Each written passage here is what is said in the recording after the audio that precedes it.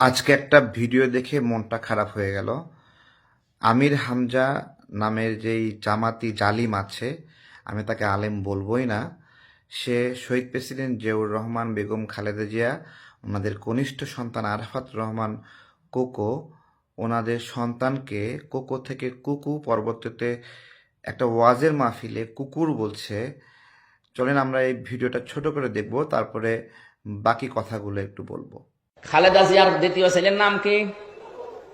ও ও কয়কার কয়কার বাদ দিয়ে যদি শুধুমাত্র হর্ষকার দিয়ে দেন, হ্যাঁ? এই কো কো, ওর দাদি যদি ডাক দেয় যার দাঁত নেই, কি বলে ডাকবে? কুকুর। বলবে কুকুর পানি নিয়ে আয়। আমরা দেখছিলাম এই ভিডিওটা, যেই ভিডিওতে আরাফাত রহমান কোকোকে কুকু, কুকুর এইরকমভাবে নোংরা অঙ্গভঙ্গি দিয়ে কথা বলছিল আমির হামজা।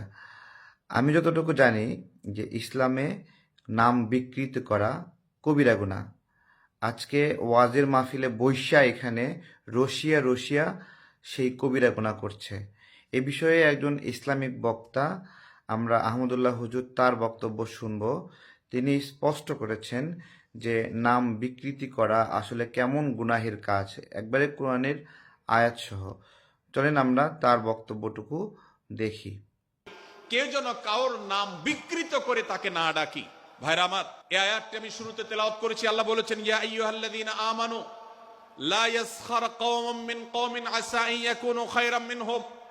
হে ঈমানদারেরা, হে মুসলমানেরা, তোমাদের কেউ যেন অন্য কারোর নাম ধরে অন্য কাউকে ব্যঙ্গ, বিদ্রূপ, ঠাট্টা না করে, বাজে উক্তি দিয়ে ডাকাডাকি করে, বিকৃত নামে ডাকে, বিকৃত উপাধি দেয়, খারাপ কথা বলে, অমুকের দালাল তমুকের দালাল ইত্যাদি ধারণা করে কথা বলে, এই কাজগুলো হারাম। এগুলো আমরা দেখছিলাম এখানে আহমদুল্লাহ হুজুরের বক্তব্যের সেশনটুকু। সেখানে তিনি বলছেন এভাবে যে এইটা হারাম কারো নাম বিকৃতি করা, এবং এটা করবেন না, এটা গর্হিত কাজ। কোরআনের আয়াতে স্পষ্ট করে এই নাম বিকৃতি বিষয়ে বলছে। শুধুমাত্র আমির হামজা না, আমির হামজার দলের যারা অনুগত, তাদের সামনে যারা বসে আছে, দেখেন এরা সবাই এক সুরে সেটাতে সম্মতি জানাচ্ছে।